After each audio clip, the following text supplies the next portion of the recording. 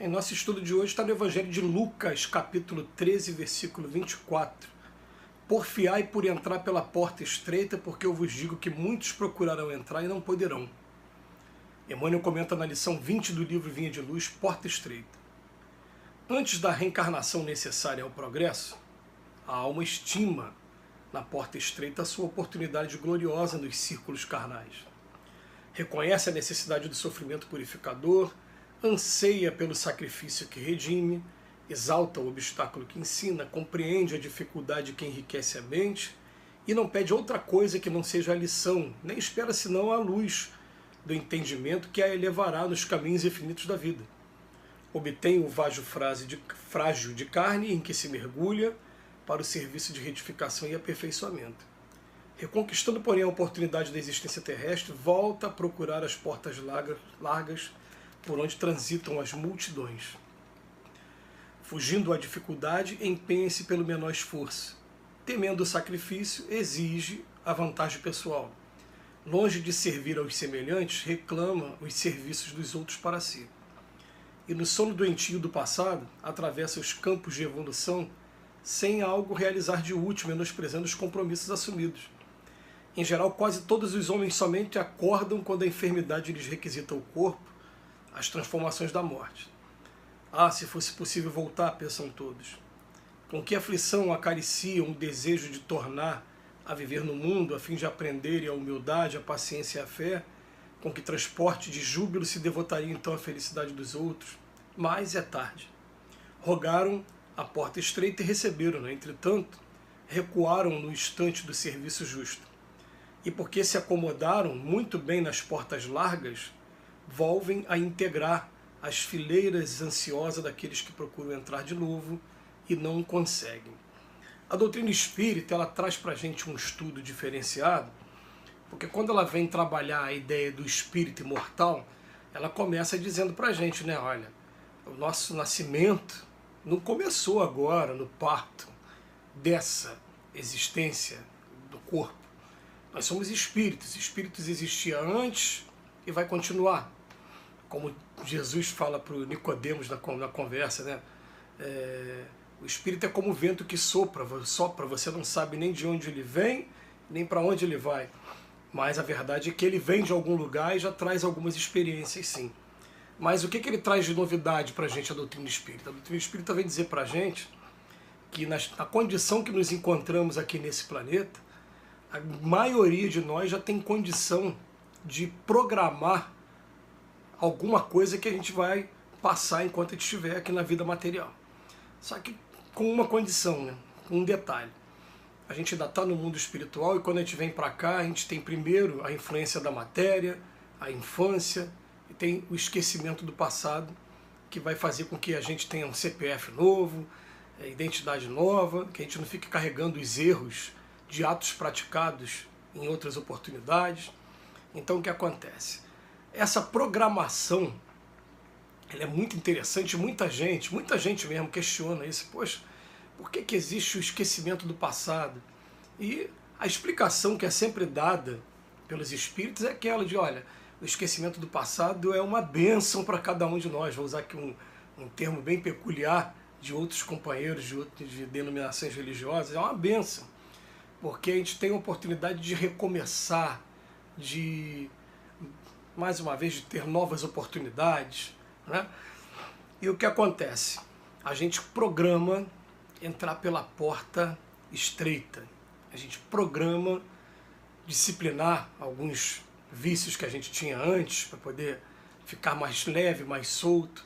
A gente se programa também para consertar faltas cometidas no passado, para relacionamentos que foram conturbados, mas que a gente precisa passar por eles agora para poder deixar a nossa contribuição, a nossa colaboração e apagar algumas faltas.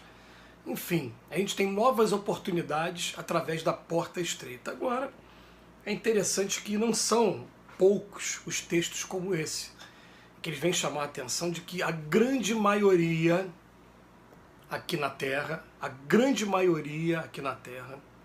passa realmente por essa experiência de, no início, né, está muito compenetrado naquilo que vai fazer, mas depois, quando vem para o corpo físico, vem toda essa influência e a gente perde tempo e a gente acaba preferindo as vantagens, a gente acaba preferindo a porta larga, que é a porta da perdição.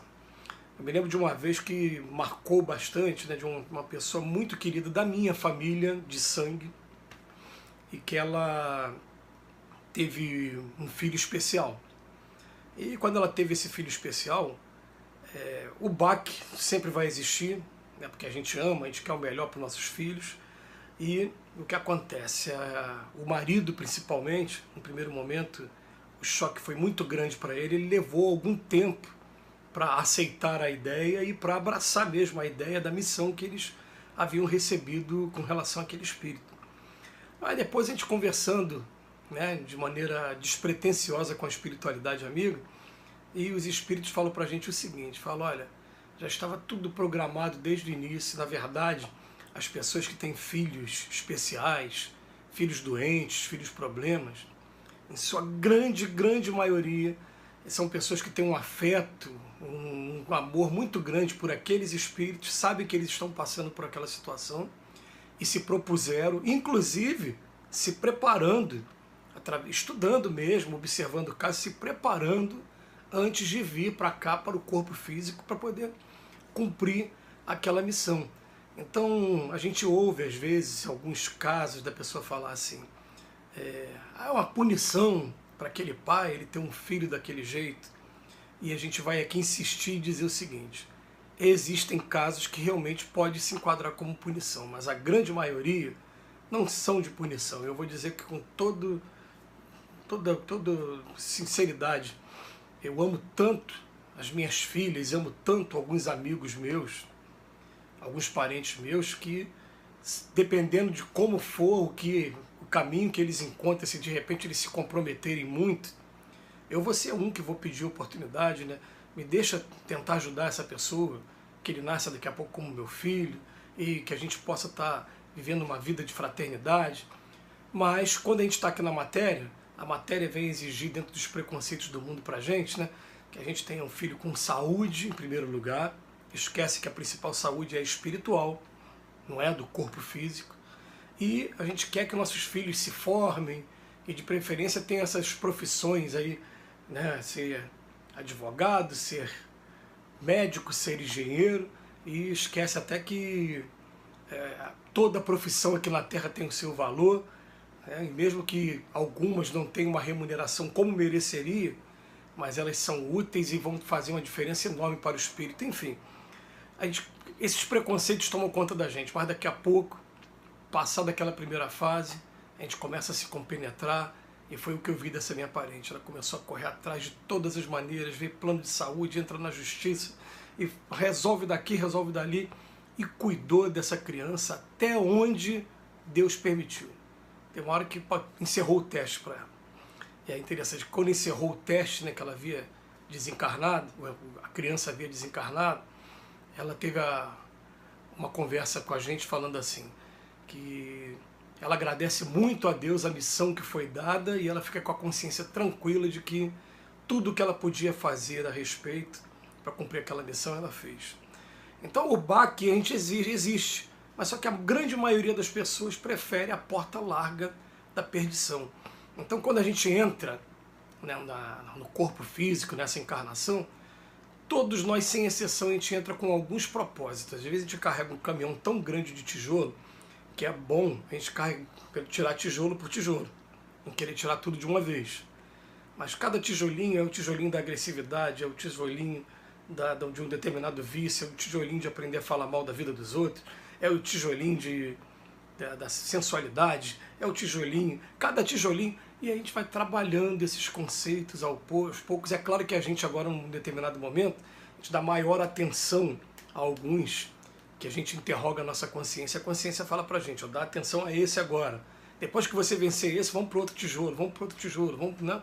E vai ter um dia que a gente não vai ter mais tijolo nenhum para carregar, a gente vai ter cumprido todas as etapas, mas por enquanto é a gente colocar na cabeça que quem está aqui tem etapas pela frente e a gente tem que começar a buscar a porta estreita, a porta da disciplina, a porta da reparação dos males que a gente praticou, Que Jesus nos abençoe hoje e sempre.